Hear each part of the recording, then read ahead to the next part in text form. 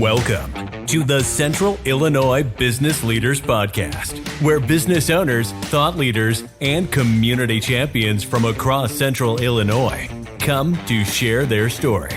The Central Illinois Business Leaders Podcast. Anything less would be uncivilized. What's up, Central Illinois? I'm Derek Hayden. I'm here with Garrett Ulmer. We are your hosts for the Central Illinois Business Leaders Podcast, powered by Zambu. Zambu is a delicious grapefruit or wildberry vodka-based spirit infused with a Brazilian buzz button. It's smooth, tasty, and leaves you with a signature tingle. Learn more at zambuliquors.com. Zambu, taste the tingle. All right, everybody. Let's welcome today's guest. Today's guest is the founder and principal designer at Leslie Tyler Design, and she was featured on HGTV's Cheap Old Houses. Ladies and gents of Central Illinois, please welcome Reagan Leslie. How are you doing, Reagan? I'm good. Thank you for having me. Well, thanks for being on the show with us. We're excited to learn more about a few different things that you're doing or have done. But before that, we want to get to know you a little better through our speed round. I'm going to kick it to Garrett, and we're going to ask you our speed round questions. Awesome. Absolutely. We've got 6 questions that under 60 seconds, like we kind of talked about before we jumped on here. I don't know that anybody's made it in under 60 seconds because Derek and I can get a little off track sometimes, as we say, squirrel from time to time and jump around. So we'll try to get you in under 60 seconds. Okay. Okay. Sounds good. All right. Your first concert that you ever attended? Beyonce. Yeah. It actually wasn't that long ago. Yeah. I think it was her, formation tour. So yeah. Cool. So here I go interrupting real quick. Yeah. First live concert. I love it. Only live concert, actually. Really? Okay. Well, that's a good one to go to. Yeah. So I'm going to interrupt already. So Francie Heinrichson's, who recommended you to us as a podcast guest, the episode that she was on, we named it Who Run the World Girls after the Beyonce song. So yeah. So little shout out to Beyonce and Francie there. There we go. What's your favorite movie?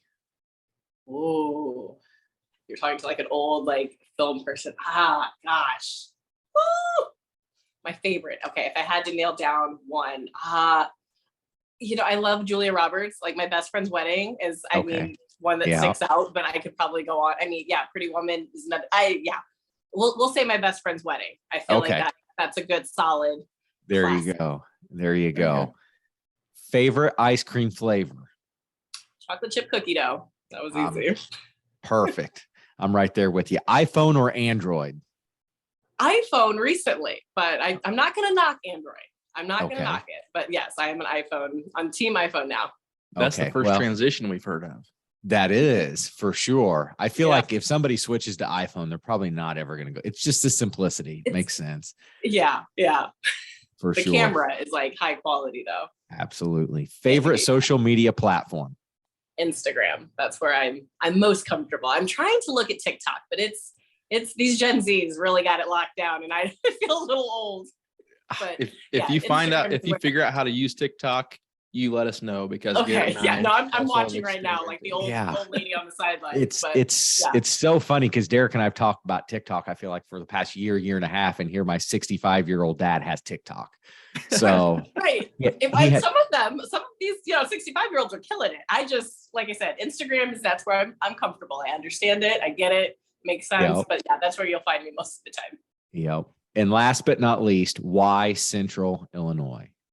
Oh, well, I'm born and raised in Springfield. I went to school in Bloomington Normal. So for me, Central Illinois, that's home. That's what it is. And I really think even looking for where I was going to plant my roots and ended up in Peoria, it was there was this diversity that I think a lot of outside people don't realize is here. But it was, accessible and digestible as opposed to some of the bigger markets that I've spent time in Atlanta and obviously Chicago and California even, and all of those it was just too much. And this is small businesses. You are given a chance to actually succeed and make something happen. So for me, like I said, I'm born and raised here, love it. And, I haven't really found anything else like it, worth leaving. So here I am. Awesome. That's great. So you mentioned it, small businesses. Yes. So Reagan, that's the main reason we wanted to highlight you today was you've kind of developed a cool little niche of small business. And we would like for you to tell us a little bit about, where you started, how you got to where you are now. Explain a little bit about your business. Yes. So I founder and principal designer of Leslie Tyler Design. So we are a boutique interior design firm. And I have a niche through really developing my business of historic and period buildings and homes. So that I grew up in an old house. Again, I've just always been a fan of architecture. I remember visiting, the Dana Thomas house in Springfield and, thinking, that I was one day going to be an architect.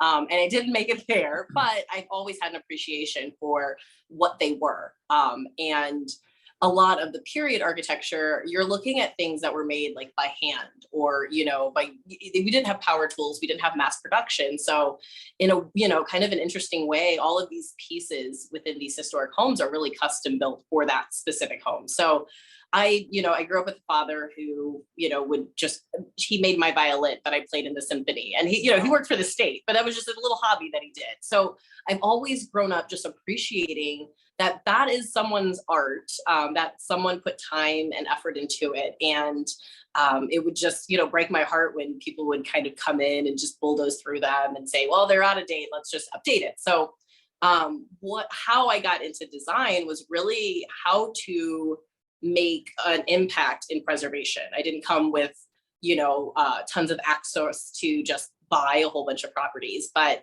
I kept thinking if I can teach people how to work within their historical context in a way that was also, youthful and fresh, and it felt modern and it had those amenities, then maybe there'd be a chance that they could save them. Because I kept thinking that like homeowners basically weren't given options. It was either, and their ideas live in a museum or blow it all out and just, do something modern. And there wasn't kind of this in between. So I think preservation probably came first, and my love for that. And then design was really my tool and mechanism for impacting that industry. So I founded my company in 2019, May of 2019. And we, kind of went through a few iterations. Francie, as you mentioned, she did my SEO marketing early on and really helped hone what my, ideal client looked like and how to make that accessible in Central Illinois.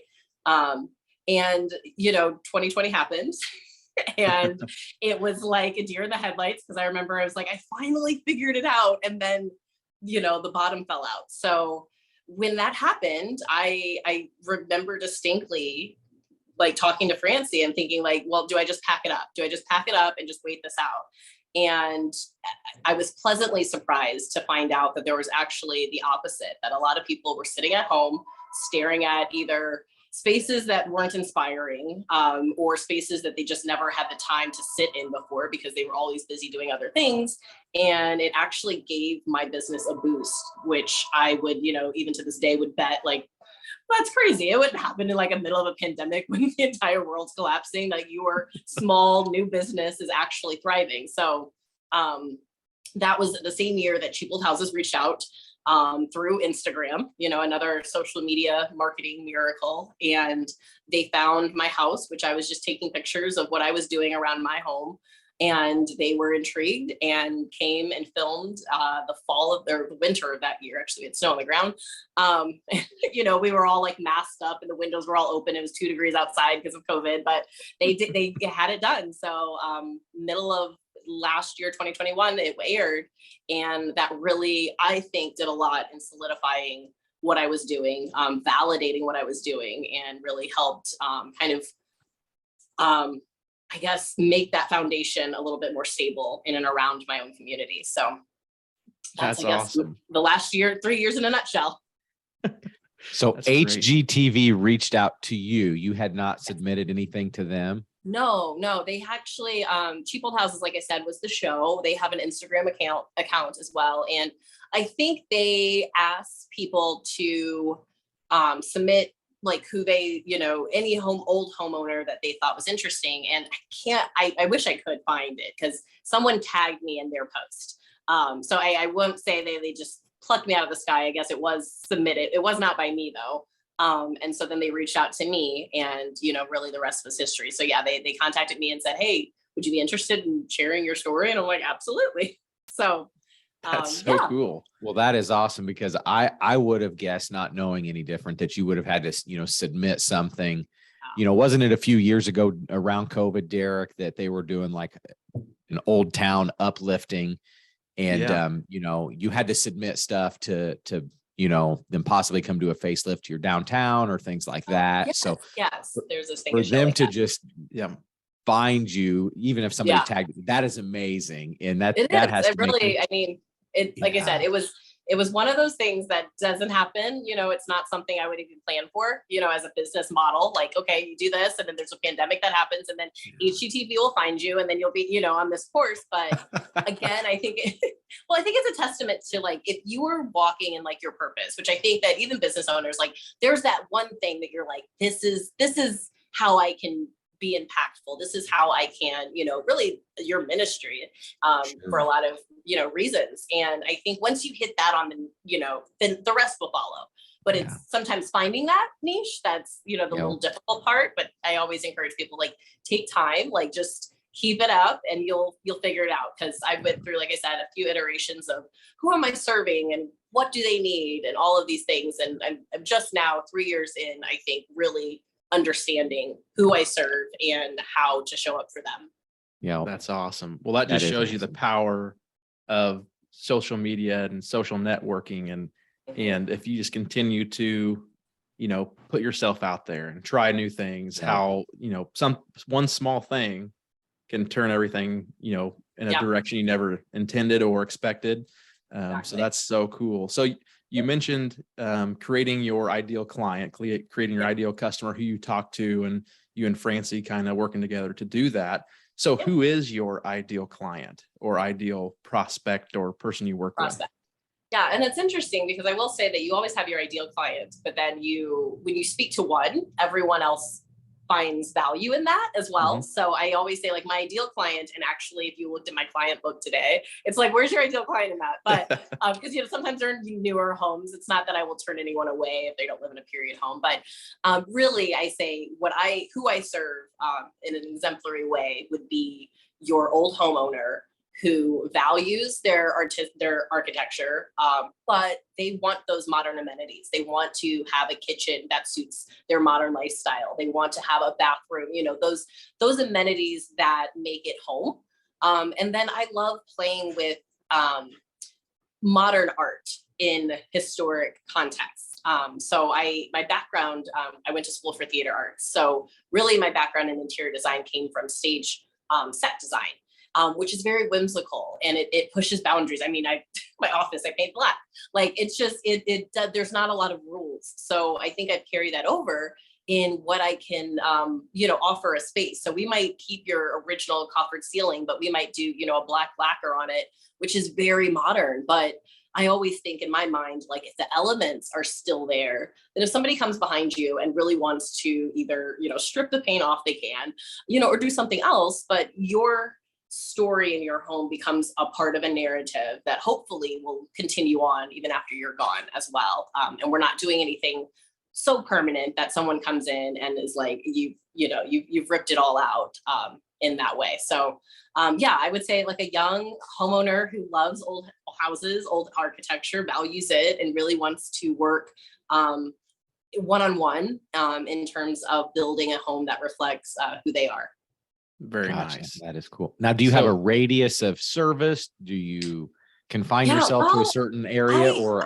I'm based in Peoria, so a lot of my clients are in and around that region. I've had clients in Springfield. I've had clients in Galesburg. I had a consultation in Chicago. So that's my typical radius, but I've had a client as far as Milledgeville, Georgia, which is kind of in between Atlanta and Savannah. And again, a lot of that is in part of the show. Of when you have kind of this national platform. I tend to not go outside of that central Illinois bubble unless it's like a really like good project because of just, the constraints. But with modern technology, a lot can be done in terms of consulting, even outside of your geographical location, which I'm sure, you guys doing Zoom, podcasts, you can go anywhere if you need to. So. Yep, that's right. So you mentioned older homes. Is there a certain time period that you prefer to work with? Or you said some people might have newer homes. What's kind of like the cutoff? Cutoff. Yeah. I will say there's no cutoff. I am working with a client who I think their home is maybe 4 years old. So it's brand new, and it was really a custom built home, but she's just like, I need you to help me with the wallpaper and like the decorating of it. And then I've had, typically when I think of historic, I think of kind of turn of the century. So early 1900s, late 1800s, especially in and around Illinois region. When you get out, northeast, you'll get 1700s. We don't have a lot of those still standing just because they weren't this far yet. But I say kind of turn of the century. So my home was built in 1908. I just purchased kind of a pet project that I'm rehabilitating, and that was built in 1920. So, but there's a lot of, really cool mid-century homes as well that have some interesting, architectural elements. Those tend to lean more modern. So when people are like, I want open floor plan and real sleek, I'm like, mid-century is your gal. Like, you don't need a Victorian. That's all chopped up. Like, let's go mid-century. So, but yeah, really just, it comes from an appreciation of it. Like, it is a sculptural piece that we live our lives within. And I think that our homes, especially after COVID, we realize like we spend time in them and they affect how we feel. They affect how we interact with the outside world. We need places that we feel safe and we can retreat to. And that might be different for each person. So your, beautiful, restful space might look completely different than what I find restful. But I think finding those things, helping people realize the importance of their homes. It doesn't, I love magazines, but my point is not to give everybody just a magazine worthy home. It's a home that you feel like when you go home, you're like, yes, I feel at peace here. I feel welcomed here. And that to me is far more important than just, it's beautiful and I can call Architectural Digest. Although nice, that's not the goal all the time. Sure. Very cool. Well, you and my wife would get along great. When we first moved back here to Shelbyville, we looked at a Victorian home, and she's still mad that we didn't buy it. And I was scared to death of the house, because it was right around 1900 or pre-1900 built, and it had been redone and had some updates and stuff, and was an extremely cool house. I'll be honest, I was a little negative when we first walked in, and when we walked in and started looking around, I was like, holy cow, this is awesome. It was really cool, but it was just, it scared me to death. What I will say though, is that I think, now don't get me wrong, there are definitely those big expensive projects that people are like, oh, this is all hell's breaking loose. But, because I won't say like they're all great and roses. But I will say that a large part of these older homes are built with such quality materials, even like framing. This old growth wood gets so hard that it's almost like concrete and indestructible. So even the dilapidated homes, sometimes I'll have homeowners that will freak out. They're like, oh my gosh, so my foundation is bowing in and the house is going to collapse. And I'm like, this has happened over like the last 150 years. So even if we have to put it off for 2 years, like it's a slow decline. And a lot of times it's manageable by, pacing your renovation, which again is another thing that I try to preach to my clients, that like, we're not living in a television show where everything is all done at once. And I don't really recommend people going and getting, big construction loans to redo. Like, I mean, you can, but a lot of people don't. And that is perfectly acceptable as well. Like, it's not poo-poo. So I do my home, like I do it by cash. So it's like, I get a little cash, then I do a little room, and then I, over time build it. So I try to, HGTV is wonderful, but sometimes I feel like people are like, if I can't do it like the Property Brothers, then I'm failing. Exactly. Don't do that. No, we live in that Instagram world, of instant gratification, to where we think that, well, they just bought that, and 2 days after they walked in, it looked modern, but yet still in its era, not quite the fact most of the time. Yeah, I try to people give grace. It is okay. Take your time. That's perfectly fine. So you mentioned mainly Central Illinois, some outside of Central Illinois clients. And Instagram is obviously one of your main communication resources. It sounds like maybe your website. So how do you find your prospective clients? Do they find you, or do you have referral sources? Yeah. So we're getting kind of to the point where now they're getting to be referrals. So that's, I mean, really where you want to be, because that means, that's kind of reinforcing the fact that you're doing a good job when clients say, hey, who did you use for this? So that I would say locally is a lot of referral based. And then I kind of couple that with marketing of using Instagram to kind of tell the world also what I'm doing, and being really intentional about this network of industry colleagues that are working in other fields. So I just spoke with, it was a roundtable that was put on by the Preservation League of New York State. So again, the relationship that I had with the host of the show, I went to an award ceremony with them, and they were hosting, the awards. And so those sorts of connections where you can okay, well, I've got an architect in New York, and I've got, another one out in Oklahoma. And then I've got, someone else that's doing something similar out in California. And it's like, and again, nobody's really necessarily, just teaming up just to do projects, but more teaming up just to kind of keep everybody's ear to the ground of what's going on in preservation as a whole. Because what our industry, our niche historic preservation industry is up against is finding qualified trades and craftsmen that can do the work. Because as much as we love, to save a window, if you don't have anybody in your town that knows how to restore a window, it doesn't matter if you want it or not, you can't get it. So there's a couple different schools. One I've worked with their graduates closely is the American College for the Building Arts, and they're located in Charleston. So Charleston obviously has a thriving, preservation community and network. And so their graduates are kind of slowly trickling out. But I think the school was only founded maybe 10 years ago. So not very long, and so I'm hoping that, again, the more that clients request it of contractors are willing to kind of weave those specialty skill sets into, their subs in terms of what they have available to offer. And then again, homeowners are now given an option of, okay, we could replace all your windows. And some people, I'm just using windows as an example, are like, yeah, let's do it. And then you've got the other ones that are like, I'd rather rebuild this. And I've got somebody that can do that too. And so now we're giving people more diverse options in what they can do. But that's, again, that comes from building a wide reaching network of people that are all kind of working in the same ecos. So. Right. So you mentioned you were in a different field before you started this business.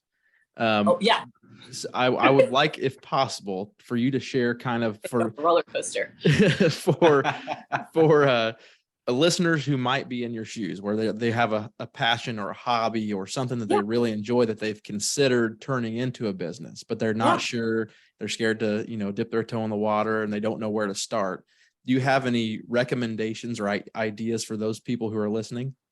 Yeah, it probably doesn't sound great. Jump off the cliff. There's really no way to say it without saying that. I came from like a theater arts background and really wanted to do like producing and things of that nature. Right before I started doing interior design, I was doing logistics management. So it's actually I would last like delivery. So really off of my creative endeavors. It was, intended to just be the foundation so that I could one day do this. But I guess it never really dawned on me to like go apprentice at a, design firm or get a degree in design. And I think I naively was just like, how hard can it be?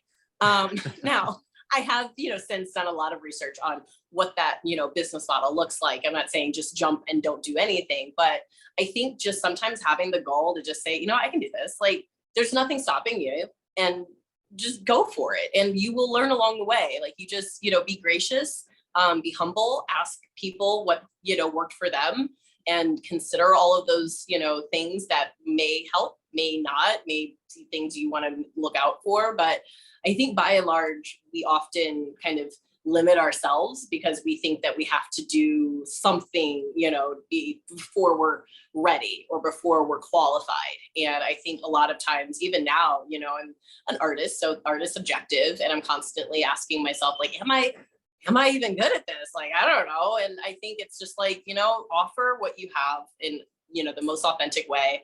And really just trust that if you find your niche, you find your thing that is, really has been designed for you, then the rest will follow. So very nice. Yeah, so just jump. do it. Just do it. Just jump. for it. And like again, it. I've done other like smaller businesses that didn't work. So even this was like, we'll see if it works. And 3 years later it will, and maybe in 5 years it won't. But right now it is. So just go for it and enjoy the ride. Awesome. Yep. That's great. So we always try to ask, are you a reader or do you listen to podcasts very often? I listen to podcasts as probably more than reading. I've got, Okay. it's like 10 pages a day that I have to knock out at least because, without Very it, then nice. you like forget how to read. But yeah. Do you have a podcast or book or any other educational material that you would recommend to maybe more for entrepreneurs or people who are looking to learn something? Anything you'd recommend for people? Okay. Well, some of my favorites, specifically if there's a designer that's listening and kind of wondering that, I listen to a lot of The Business of Design, which is a designer out of Canada. And she talks all things about contracts, writings, how much to charge, how to, work with your team and so on and so forth. So that is specific to design. And then one of my favorite books, I'm trying to figure out, I'm going to say the title, I don't know who the author is You're a Badass. Nice. And then there's Never Split the Difference, which is a negotiating book, which I absolutely love because you're constantly negotiating, I think, as a small business owner, and figuring out like there's lots of things that I'm like, well, I could do this or I could do this. And, I always have to go back to like, don't split the difference. So those are, I would say, probably my top 3 resources. But constantly, even YouTube, they have those like little inspirational, like 30 minutes. And it's like, I don't know, like compilation of like all these like motivational speeches. But, even listening to that in the morning, sometimes when you're like, I don't feel like this. And then I'll turn that on and like hop in the shower. And then by the time I'm done, I'm like, okay, I can do this. I can do this again. But it's, Nice. it's a marathon. So you just have to keep yourself motivated in whatever way. So I used to listen to those YouTube ones. So before I got into insurance, I was in a marketing position of, door to door. And they wanted us to hit 10 to 20 doors a day, which you can hit 10 doors in 2 seconds. I mean, depending on where you're at. So, I mean, there'd be times I could hit 30 to 40 doors a day, depending on, if I was in Springfield and you get beat up. I mean, you get beat up pretty bad. And I would listen to those YouTube things for about 10 to 20 seconds. I'd pull up and I would psych myself up. Yep. And then I'd walk in the door, and if you got beat up 5 doors in a row, you'd better go sit back down in the car and listen to that and say, there's a purpose behind what I'm doing. You're just looking for the yes. Somebody's going to have a conversation with you. Somebody's going to need your help. Keep fighting, keep punching, and keep going. So, or if you read Never Split the Difference, you might get the no. That's right. Right. Right. Yeah. Which apparently is not a bad thing. Yeah. No. That means like, that's a good thing. So I agree. I think it's about really, and one thing I did last summer, I did, I don't know if you're familiar with the 75 hard challenge.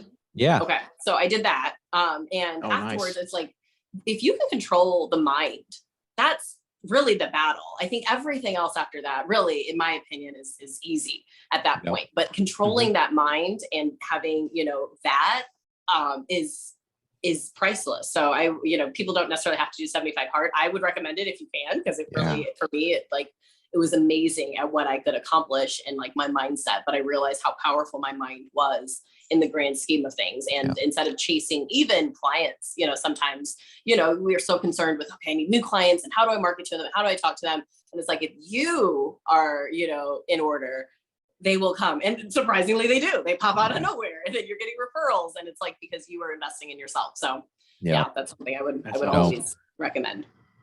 Yeah. Well, the reason why I had the surprised look on my face when you mentioned Never Split the Difference, that's 2 podcast guests in a row who have read that book. And Garrett and I are huge believers, followers in those ideas. Yeah. We use them on a daily basis. Yes. Yeah. And it's, it's something that I think it's something you have to be mindful of, because it's not something that we're typically, I don't think, taught in traditional, schooling and upbringing. It's kind of like you go to college, you get a job, and then you appease that job so that you could, have security in that job. And then, we realize it's like, it's kind of all an illusion, really. So it's like, what illusion do you want to be under? But yeah, I think reteaching ourselves how to be entrepreneurs in this world, at least our generation, maybe our younger, because I've got a young, little girl, and Francie, does as well. So we're always like, how can we teach them, basically the lessons that we're learning so that they already, are kind of ahead of the curve coming out of school. So maybe that next generation will have kind of a head start. But I think right now, at least, us millennials, Gen Xers, we're like, we have to kind of reteach ourselves how to have, those cojones to psych ourselves out before we go in and get beat up. That's right. Yeah. Nice. Well, very cool. Well, believe it or not, Reagan, we are at the 30-minute mark. So before we get off of here, would you be able to share with our listeners and followers where they can find you? You mentioned Instagram. What's your website, wherever you prefer them to reach out to you at? Yes. So my website is leslietylerdesign.com. And I'm, again, on Instagram quite a bit. And the handle is called, it's Black House 7, spelled all out. And what that stands for, because people are like, what does that mean? Well, I do love the color black, and I use a lot of times in my design. But Black House is essentially representative of kind of those untold stories of these historic homes, and how it really encompassed a lot of diversity in its creation. So there's a lot of craftsmen and artists that worked in and around these homes, and the reason that they're here today. So I do a lot of trying to kind of uncover those untold stories and give, credit where credit is due.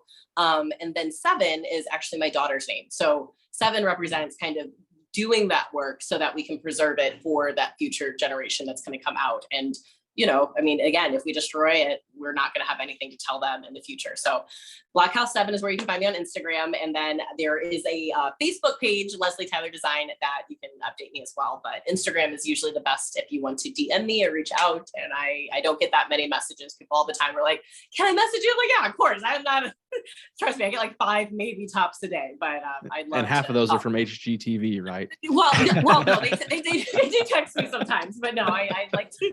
I am a very accessible person right now, so feel free to reach out.